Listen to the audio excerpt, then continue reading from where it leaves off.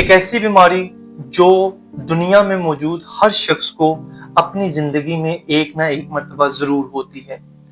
एक ऐसी बीमारी जो पूरी दुनिया के लोगों को अपनी जिंदगी के किसी न किसी स्टेज पे उसका सामना करना पड़ता है।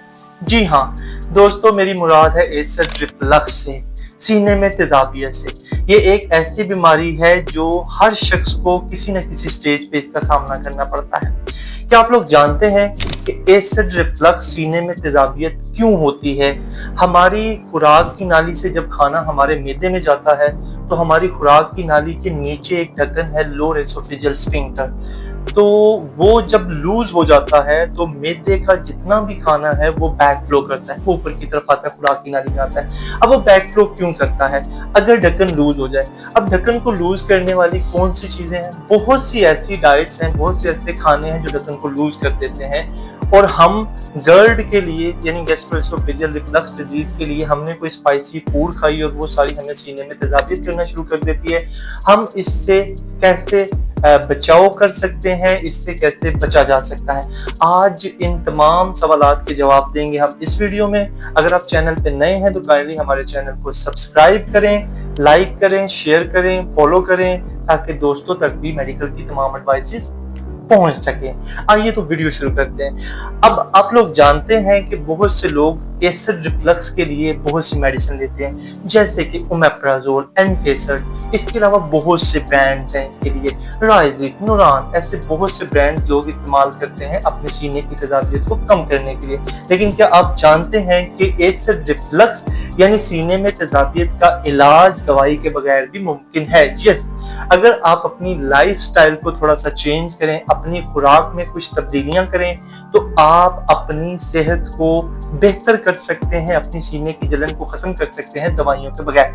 अब कौन सी चीजें हैं जो आपने अपनी खुराक से निकालनी है, जिनको निकालने से आपका मैदा, आपका गट बिल्कुल ठीक हो जाएगा, आपको सीने में जलन नहीं होगी?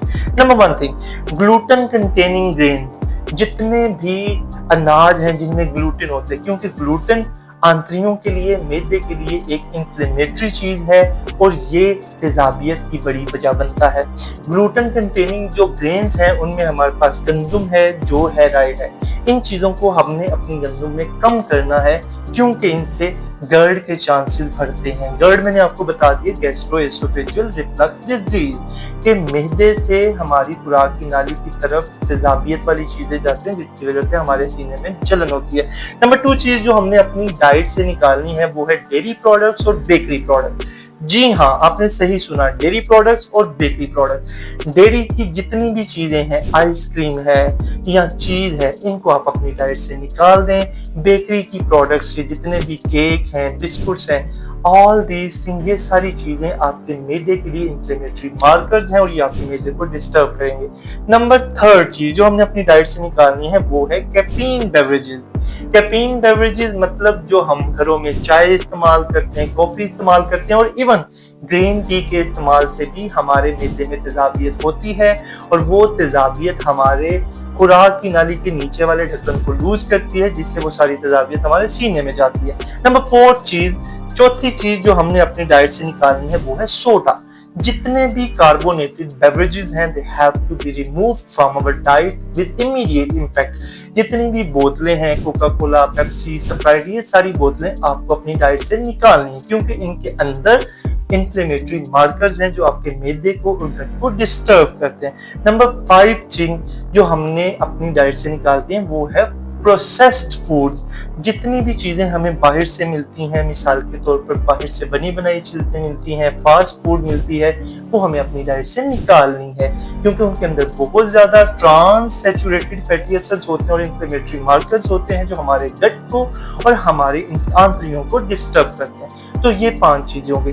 6ठी चीज जो हमें अपनी डाइट से निकालनी है वो है हाई फैट कंटेनिंग फूड। वो खुराक जिसके अंदर बहुत हाई अमाउंट में फैट होता है वो हमें निकालनी है। मिसाल के तौर पर फ्राइज हैं, फ्राइड जो बाहर से हमें फास्ट फूड मिलती, all those things have to be stopped. वो सारी चीजें हमें डाइट से निकालनी है। ताहम आप घी की बजाय ऑयल इस्तेमाल कर सकते हैं, जैसे कोकोनट ऑयल है, ऑलिव ऑयल है, वो आपके मैदे को और ज्यादा बेहतर बनाएगा।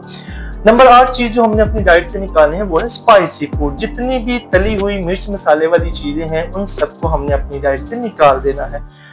क्या आप लोग जानते हैं कि अगर हम अपनी खुराक में सिर्फ ये मॉडिफिकेशंस करें, अगर हम अपनी खुराक से ये चीजें निकाल दें तो हम ओमेप्राजोल, राइजिक, नोरान इनसे अपनी जान छुटकारा पा सकते हैं। यस, आपने सही सुना। अगर वीडियो आपको पसंद आए और आप हमसे चाहते हैं कि हम कोई नेक्स्ट मेडिकल एडवाइस आपको दें या कोई टॉपिक सिलेक्शन करें तो काइंडली हमें कमेंट करें, हमें इनबॉक्स करें ताकि हम आपको मजीद मेडिकल से मुताल्लिक गाइड कर सकें।